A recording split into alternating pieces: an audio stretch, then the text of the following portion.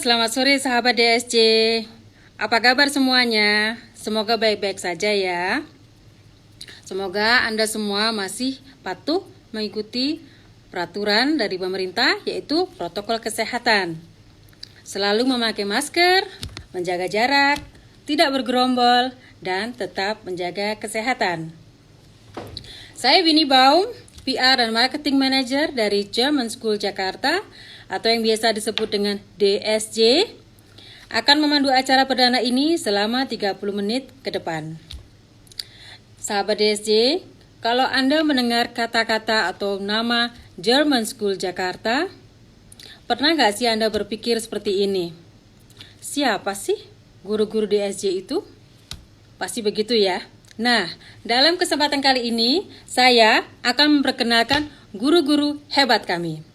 Dan hari ini kita mulai dengan Frau Uti. Oke, sedikit informasi tentang Frau Uti akan saya sebutkan di sini. Sebentar. Frau Uti adalah wanita Indonesia. Bernama lengkap Diah Putri Pramiyandari.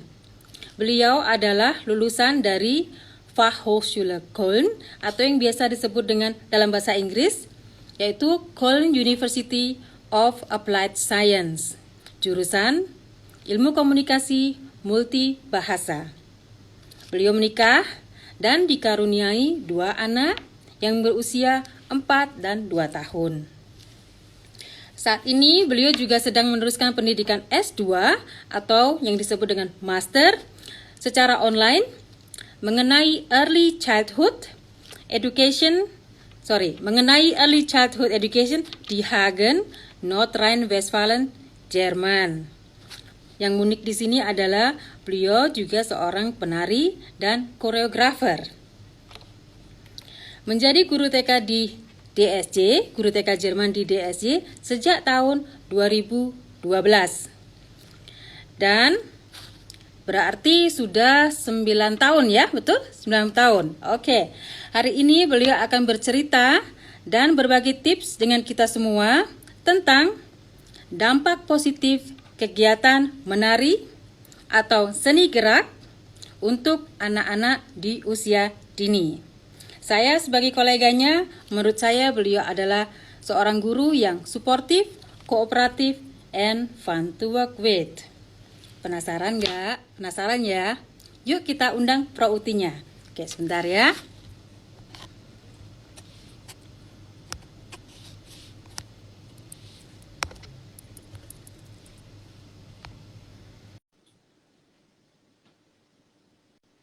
Kita tunggu sebentar.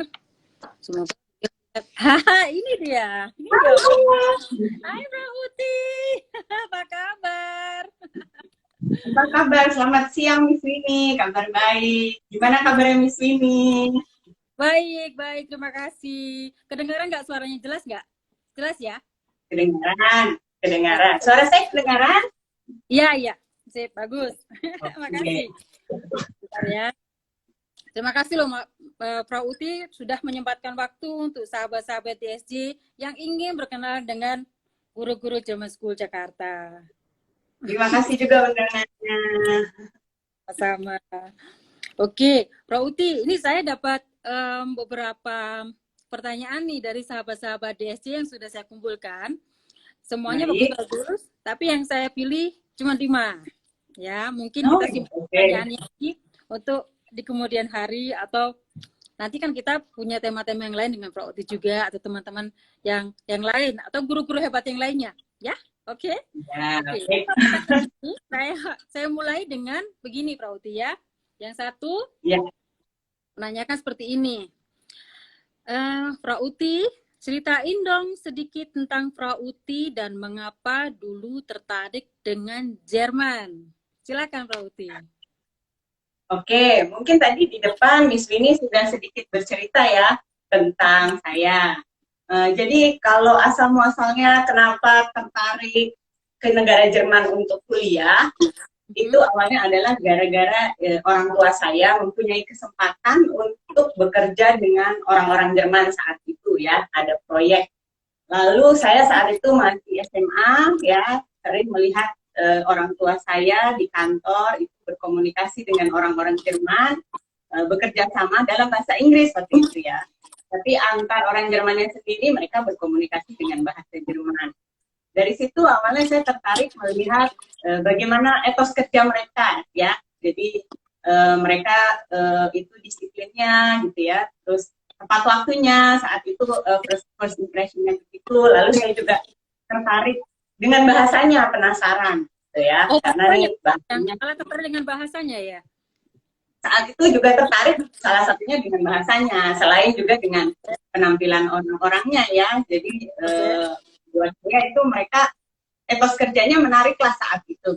Dan ya saya juga banyak mendengar dari orang tua saya, tentunya juga yang positif dari rekan-rekan Jermannya. Lalu saya ikut kursus bahasa Jerman. Awalnya jadi ikut kursus dulu, dan tentunya karena kursus dari tempat kursus membanyak dapat informasi tentang negara Jerman ya. Salah satunya adalah kuliah di Jerman itu gratis ya. Wow. Nah, di situ saya langsung berpikir selain gratis berarti di sana pendidikan itu menjangkau semua lapisan masyarakat. Berarti semua lapisan masyarakat itu benar-benar diperhatikan untuk memperoleh pendidikan ya, untuk pendidikannya yang baik juga dan dapat dijangkau oleh semua lapisan masyarakat. Selain itu, selain kuliah gratisnya, saya juga jadi banyak mendapat informasi di tempat tersebut bahwa hubungan diplomatik Jerman-Indonesia itu juga sudah berpuluh-puluh tahun ya, jadi sudah sangat lama. Jadi kalau saya berpikir jauh ke depan, lapangan pekerjaan untuk para lulusan Jerman juga seharusnya lebih mudah ya, lebih kemana-mana gitu, karena hubungan diplomatik antara negara Indonesia dan negara Jerman. Jadi setelah selesai kursus lulus SMA, saya mendaftar ke Sastra Jerman UI dan diterima ya di sana. Tapi saya mengambil jurusan Diplomatika. Di Sastra Jerman UI saya juga banyak mendapat network untuk batu loncatan ke negara Jerman untuk kuliah. Jadi saat itu karena saya umurnya belum 20, saya ikut au pair. Ya, au pair itu ya betul. Jadi saya awalnya au pair dulu di München ya. Dari au pair, saya mendapat makin banyak informasi bagaimana cara mendaftar kuliah, ya, administrasi, bagaimana perpanjang visa, mencari tempat tinggal, dan semuanya, ya. Dalam program au pair Mädchen sendiri itu, saya juga tinggal di keluarga orang Jerman, sehingga saya merasa dapat banyak kesempatan untuk mengenal bagaimana cara hidup orang Jerman, pastinya, karena saya tinggal langsung di rumah mereka. Lalu di situ saya mendapat kesempatan untuk bermain atau mengasuh kedua anak keluarga di sana. Dan yang saya senang juga ibunya juga banyak memberi saya pengajaran bagaimana mengisi kegiatan dengan anak-anak sehari-hari di Jerman sana. Dari sana saya juga mulai punya keinginan untuk lebih mendalami bagaimana dunia anak usia dini. Oh gitu. Ya. Nah, jadi itu yang membuat saya terus akhirnya lebih mudah untuk memutuskan kuliah di Jerman ya, selain karena sudah tahu taktik administrasinya dan juga sudah di negara Jermannya sendiri. Tapi sebelum saya ke Jerman itu saya punya kesempatan juga untuk praktek kerja di sekolah Jerman di Deutsche Schule Jakarta. Jadi waktu saya masih kuliah itu selama 1 tahun saya sudah mulai juga di dunia anak usia dini, menjadi asisten pengajar guru TK ya, dimana saya juga senang banget banyak belajar juga saat itu ya gitu, karena di dunia anak-anak itu saya bahasa Jerman saya itu terbantu sekali karena mereka sangat spontan ya, mereka itu kan sangat spontan gitu kan ya, lalu kita itu memang distimulasi ya, atau kalau dituntut kok kayaknya ini banget, distimulasi dan didukung motivasi kali ya, mau berkomunikasi ya. Jadi anak-anak itu tuh punya bahasa sendiri gitu. Jadi buat saya bahasa Jerman saya malah terbantu dengan terjun langsung ke dunia anak-anak. Wow, keren. Ini inspiratif banget dan memotivasi teman-teman yang lain atau sahabat-sahabat DSJ yang lain yang ingin melanjutkan sekolah di Jerman sepertinya ya. Menurut saya seperti itu sih. Ya nggak sih? Terima kasih. Frau Uti punya foto-fotonya nggak? Mau share nggak? Ya, baik. Jadi saat di Jerman itu saya mengambil jurusan komunikasi multibahasa ya. Betul, ya. Saya mengambil jurusan di Fachhochschule Köln. Saya mengambil jurusan komunikasi multibahasa karena itu erat kaitannya dengan budaya ya. Namanya bahasa itu berarti artinya juga budaya. Lalu di sana saya juga bekerja paruh waktu di Hard Rock Cafe Internasional di Köln, di mana saya juga bekerjanya itu di dunia yang multikulti gitu ya. Jadi kolega-kolega saya juga itu dari belasan negara dan tentunya belasan bahasa dengan kebiasaan mereka masing-masing gitu. Itulah. Capek gitu, Pak Uti. Nggak capek kuliah Bagaimana? terus kerja.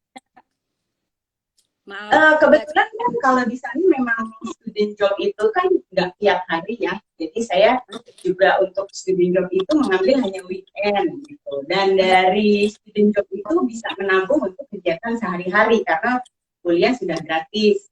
Tetapi kehidupan sehari-hari tetap kita usahakan ya, tetap harus kita yang berusaha dapat sendiri. Meskipun saya mungkin bisa dapat support dari keluarga, tapi ya maunya juga hidup mandiri ya, soalnya udah di sana gitu kan. Saya juga terinspirasi banyak anak-anak Indonesia di sana yang juga berusaha sendiri. Iya. Jadi buat saya juga mengasihkan karena dari studi job itu juga apa namanya, saya banyak dapat pengalaman dan bisa menabung juga gitu. Oke. Wah, keren banget. Saya lihat nih para sahabat-sahabat Desi sudah mengirimkan hearts untuk apresiasi buat Prauti biar Prauti tambah semangat. Terima kasih sahabat-sahabat Desi. Boleh kirimkan ya, juga sahabat-sahabat Desi. Tepuk tangan. Ya. Oke, kita berlanjut ke pertanyaan nomor 2 ya Prauti. Baik. Pertanyaan seperti ini nih. Bagaimana dulu ceritanya menggabungkan 3 keahlian ini? Keahlian di dunia komunikasi, di dunia tari, dan di dunia anak usia dini. Apa hubungannya ini? Gitu loh. Menarik Oke. pertanyaannya. Jadi kalau jurusan kuliah itu kan ilmu komunikasi multibahasa. Itu sedikit saya mention tadi karena saya suka bahasa dan bahasa itu terkaitnya juga dengan budaya. Ya. Jadi saya ambil jurusan itu waktu menurut saya juga saat itu unik ya, karena yang saya tahu tuh belum pernah juga dengar jurusan ilmu komunikasi multibahasa gitu. Jadi saya ambil jurusan itu di Fachhochschule Köln ya, bachelor degree-nya. Lalu itu ternyata memang aplikatif sekali ya, jadi ternyata tidak hanya untuk tergantung dengan pekerjaan yang dari lulusan komunikasi yang kita tahu, tapi ternyata juga bisa untuk menjadi penerjemah, bisa juga untuk sebagai antropolog budaya gitu ya. Lalu dunia tari, ini saya jabarkan satu-satu masing-masing dulu ya, lalu nanti saya hubungkan. Karena kalau dunia tari itu adalah hobi dari kecil, jadi memang ibu saya penari Bali dan penari Jawa, sudah mengantar ke sanggar. Betul, jadi waktu TK juga hari Kartini itu saya senang pakai beli kebaya, ada sanggul gitu ya. Terus dari situ juga digiring juga masuk gitu ke sanggar tari tradisional dan tari balet. Jadi balet juga waktu itu sama orang tua, ayo balet juga gitu. Nah, terus sampai sekarang ternyata memang buat saya itu mengasihkan, itu suatu media ya, media di mana untuk lagi senang, lagi susah tuh pokoknya kayaknya kalau nari tuh pasti hasilnya positif buat saya gitu. Nah, lalu dengan anak usia dini karena saya tertarik dan senang, enjoy berada di antara anak-anak ya. Jadi buat saya latar belakang pendidikan di ilmu komunikasi itu saya bawa tentunya ya. Lalu tarian, senang menari, saya juga ingin mengkontribusikan hobi menari ini untuk tumbuh kembang anak gitu. Maka dari itu istilah hubungannya gitu. Wah, jadi jadi saya tidak hanya berhenti sebagai hobi, saya juga di Jerman mengambil banyak sekolah sertifikasi tari ya, dari yang dulu masih offline sebelum pandemi di sekolah tari Tina Bau di Wuppertal, saya ambil untuk koreografi tari kontemporer. Lalu sekarang setelah pandemi 2 sekolah online juga saya ambil Bewegungspädagogik atau pedagogi untuk movement activity untuk anak usia. Keren. Prauti, saya dengar Prauti dulu sempat pentas di Wales, benarkah? Ada fotonya nggak? Ya, betul. Dong. Betul, saya banyak saya gabung di satu sanggar tradisional Gema Citra Nusantara yang juga dulu sebenarnya didirikan di Jerman oleh ibu-ibu Indonesia, tapi sekarang aktif di Indonesia. Sanggar ini juga banyak memberikan para anggotanya atau membernya untuk menari di luar negeri, ya, mempromosikan budaya Indonesia. Iya. Jadi ini sebenarnya fotonya pada saat saya pentas di Wales ya tahun 2016. Di situ saat itu festival lomba tari dan musik ya. Waktu itu Indonesia mengirim penari dan paduan suara, di mana paduan suaranya juara 3 saat itu, lalu kita yang tim tarinya juara 1, juara umum. Juara 1 mendapat piala juara 1, juara umum akhirnya menyabet semua piala terbaiknya lah, dari desain terbaik, musik, kostum terbaik, itu juga kita yang ambil gitu. Lalu ya inilah nama pialanya, penghargaan Neil Armstrong ya.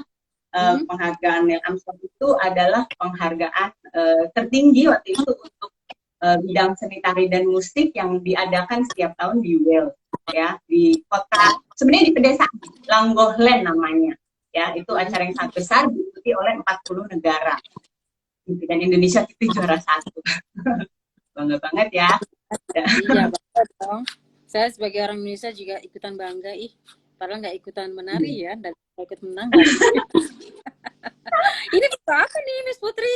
Sorry Miss Putri. Ini saat ini waktu itu saya namanya Miss Putri jadi sebut-sebut Miss Putri. Tapi namanya Miss Putri juga ada putrinya kan, jadi nggak salah banget. Iya. Ini adalah saya pada saat pentas tari balet ya, dan di sini juga yang saya enjoy banget karena saat ini kita bergabung penari adults dan anak-anak ya, jadi membayangkan kita juga menari bersama anak-anak itu menyenangkan banget. Itu yang membuat saya sadar ya bagaimana anak-anak saat itu juga ikut persiapan pentas gitu. Itu yang membuat saya juga ini ditumbuh kembang anak-anak bisa pengalaman movement activity sebanyak-banyaknya juga gitu. Ini ada yang tulis hai dari Frau Yasmin Winterle. Oh, halo. Ini pasti dari Jerman. Halo, Guru Chan. Say hello. Baik, kita lanjut ke pertanyaan nomor 3 ya, atau pertanyaan berikutnya.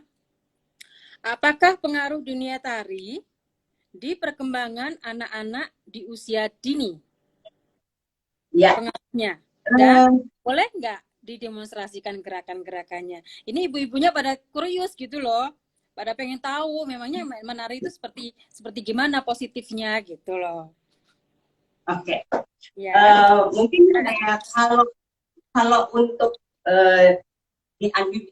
dunia anak usia dini, saya akan lebih menetralisirkan, namanya bukan tari tapi lebih seni gerak ya.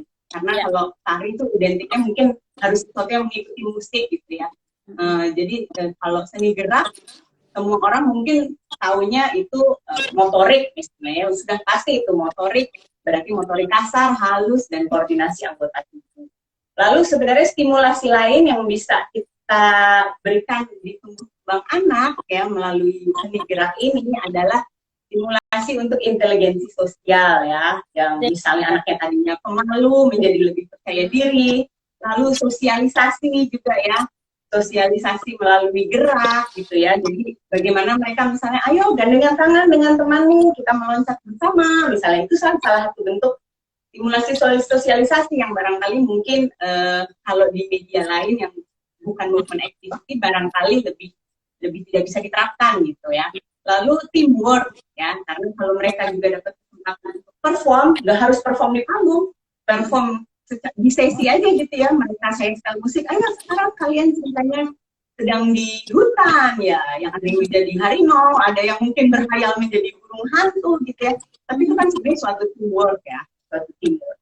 Lalu pada saat perform juga saya kasih mereka kesempatan untuk memberikan ide untuk kostum ya, mereka karakternya sendiri bikin ornamen-ornamen misalnya mahkotanya, lalu barangkali kostumnya juga mereka juga saya beri kesempatan untuk mengeluarkan pendapat ya buat penting ya, kadang bukan kadang, selalu penting.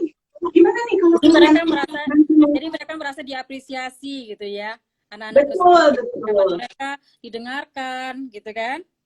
Iya betul. Jadi kalau misalnya ditanya gitu ya, contohnya, ayo kita sekarang menari bintang, kira-kira kostumnya warna apa gitu. Ya rata-rata hijau putih, kuning, tapi ada juga yang waktu itu hijau warna hitam. Nggak apa-apa, kita tampung aja. Nanti saya akal-akalin, mungkin dia bajunya warna hitam, tapi saya tempelin bintang gitu, kaosnya gitu ya. Paling gitu. Ya ada perasaan bangga juga nih, wah pendapat saya penting juga ternyata. Iya. Lalu imajinasi dan kreativitasnya juga saya usahakan untuk stimulasi ya. Jadi Hmm? tidak melulu mereka harus melihat gurunya di depan, lalu mereka ikuti, lalu mereka harus menghafal gitu ya. Hmm? Bukan saya. Jadi gimana dong? Coba. Bagaimana? Jadi saya senang menstimulasi di awalnya. Kita sekarang akan menari tarian musim panas. Kalau musim panas ceritanya kita di pantai. Kira-kira kalian mau ngapain kalau di pantai? Mungkin ada yang main pasir atau apa gitu. Lama-lama mengeluarkan pendapat, oke sekarang kita ceritanya jadi kepiting di pantai. Bagaimana gerakannya? Itu nanti mereka jadi media buat mereka biar mereka keluar lah. Kan pendapat mereka juga kan, meskipun Iya. pendapat dalam bentuk gerak gitu. Lalu untuk di sekolah Jerman ini sangat membantu saya sekali. Saya berhadapan dengan anak-anak yang mungkin support dalam bahasa Jerman, ya. Betul. Karena Oke, karena adalah melalui lulusan mereka di Jerman, di Departemen Jerman, ya betul? ya betul. Jadi buat saya ini sangat membantu sekali ya untuk anak-anak yang belum berbahasa Jerman ya, tapi mereka kan harus mendapat support bahasa Jerman di JSG ini. Jadi melalui seni gerak buat saya itu sangat membantu ya. Misalnya kita ayo sekarang dengarkan musik. Oke, jetzt einmal nach rechts und einmal nach links ya. Satu kali ke kanan, satu kali ke kiri ya, atau Bagus. ya, yang seperti itu.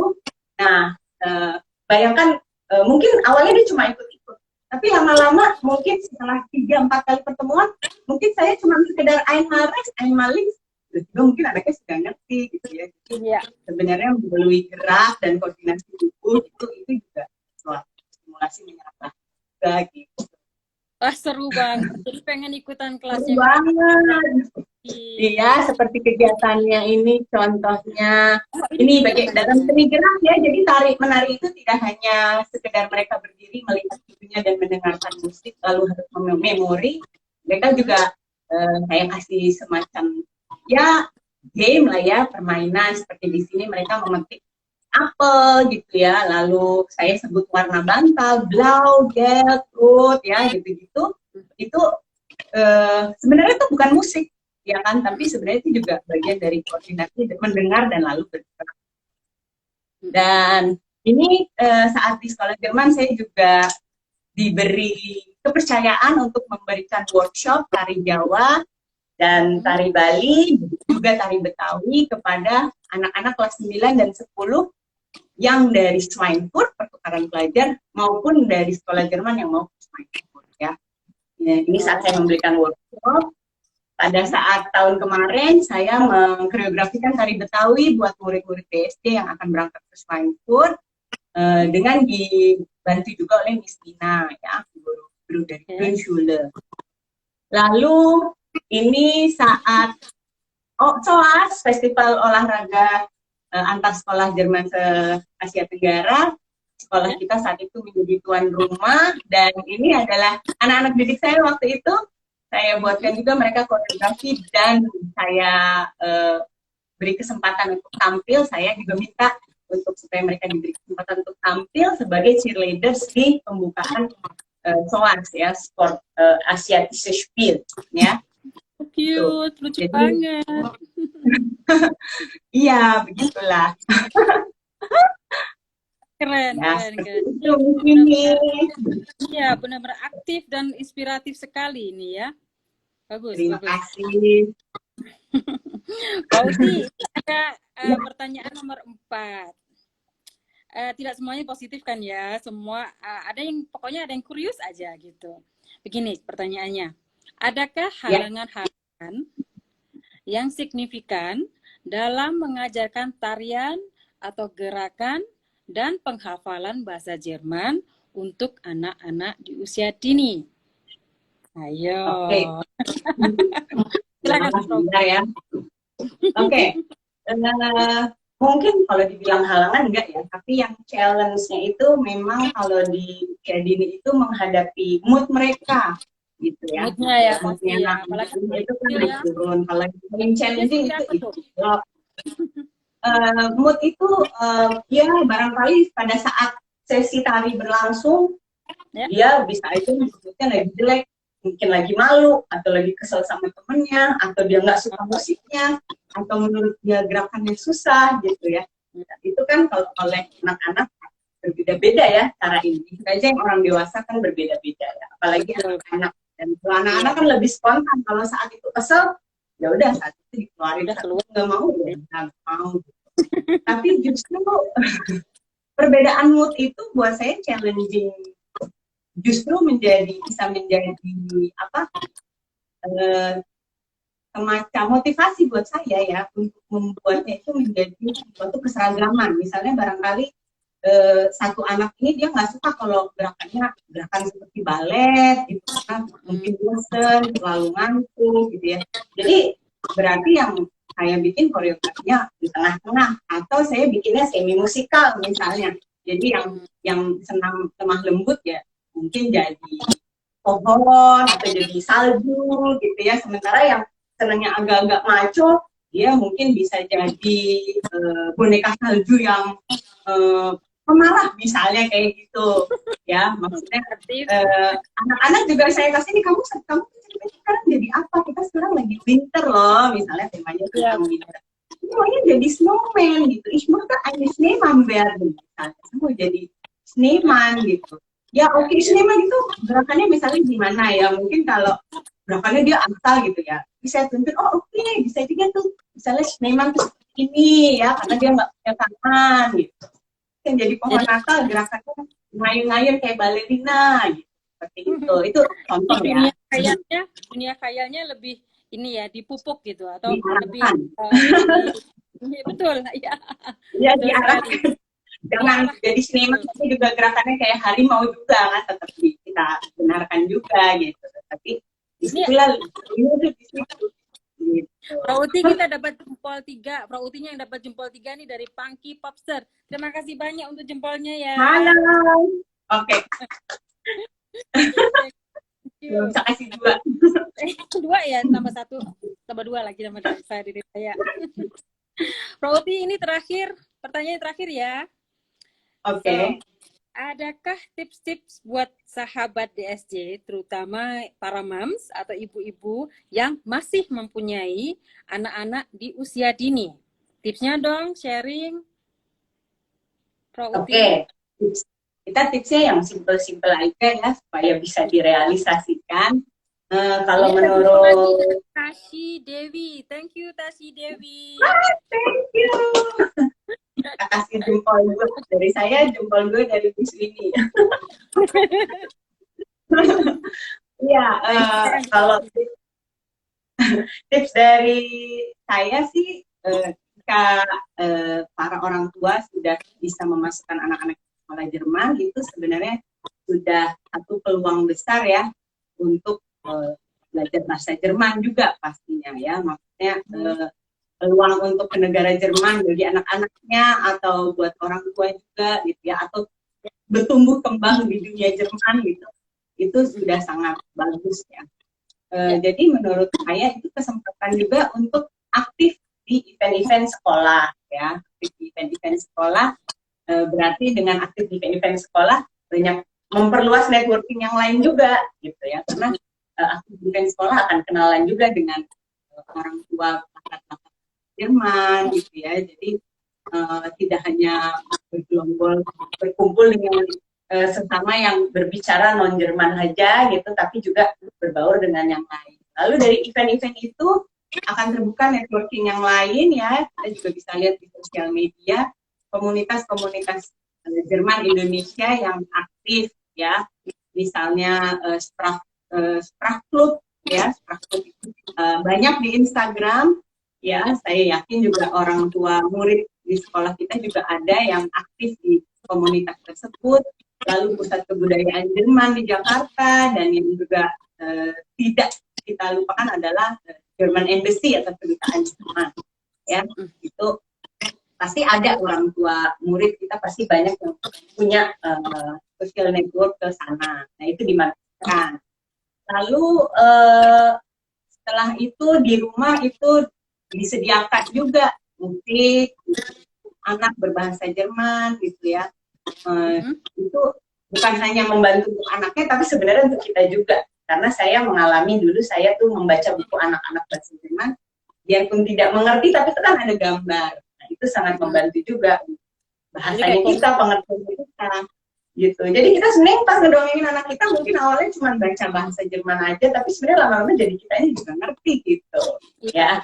Jadi betul, dan musik Jerman di rumah gitu ya, bergerak juga dengan anak-anak gitu. Lalu yang terakhir juga mungkin sediakanlah waktu untuk kursus belajar bahasa Jerman juga. Sekarang pandemi ini sebenarnya banyak sisi positifnya, di mana segalanya jadi serba online ya, dan tidak banyak juga gitu ya kursus online yang bagus-bagus dan bisa disesuaikan dengan kegiatan kita sehari-hari. Jadi namanya sekarang tidak harus pergi ke suatu tempat untuk kursus bahasa Jerman, tapi juga bisa mengisi waktu luang dengan Jerman, dan itu anak-anak pasti juga senang. Nah, gitu ya. Wah, orang tua saya juga kursus gitu. Wah, keren, Ya, keren. Tips-tipsnya benar-benar berguna sekali menurut saya. Wow. Nah, sahabat-sahabat ini, sekarang ini nggak kerasa 30 menit sudah berlalu. Aduh. Wah, nggak kerasa. Jadi saya coba rekap tips-tips dari Frau Uti buat Anda sekalian. Yang nomor 1 adalah aktif di event-event sekolah dan parents teacher community, betul Frau Uti? Betul. Betul ya. Jadi dari sana kita akan saling berbicara atau saling misalnya kalau ada event-event langsung. Jadi kalau misalnya langsung berbahasa Jerman gitu kan langsung nyambung gitu kali ya. Dan lagi kita punya di DSJ ya. EVAVO yaitu Parents Association buat Anda sekalian yang belum mengerti atau belum kenal. Terdiri dari beberapa orang tua dari berbagai nationalities yang akan membantu para ibu-ibu atau bapak atau mama papa yang baru ikut di DSJ. Di sana mereka akan selalu sedia untuk membantu orang tua baru yang mau ikut. Sip. Nomor 2, membaca buku-buku cerita anak dan lagu-lagu berbahasa Jerman di rumah, betulkah? Betul. Betul ya. Jadi kalau emang mau di rumah sering-sering baca sama nyanyi bahasa Jerman gitu sama anak-anaknya juga ikut-ikutan nyanyi gitu kali ya. Betul. Ya. Iya, wah pasti rame tuh di rumah nanti. Bagus-bagus. Terus yang ketiga, yang ketiga ikut aktif belajar bahasa Jerman. Jadi mama papa juga disarankan untuk belajar bahasa Jerman gitu, Frau Uti? Iya, betul.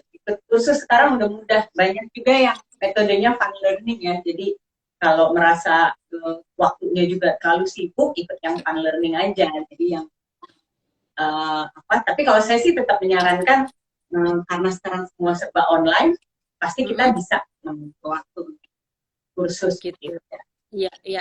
Menurut saya juga itu penting karena anak-anak tersebut merasa terapresiasi, merasa orang tuanya juga ikut mendukung semua kegiatan mereka lakukan, sehingga ada bonding antara orang tua dan anak, sehingga mereka pun tidak akan tidak akan melupakan orang tuanya gitu kalau udah gede. Betul nggak?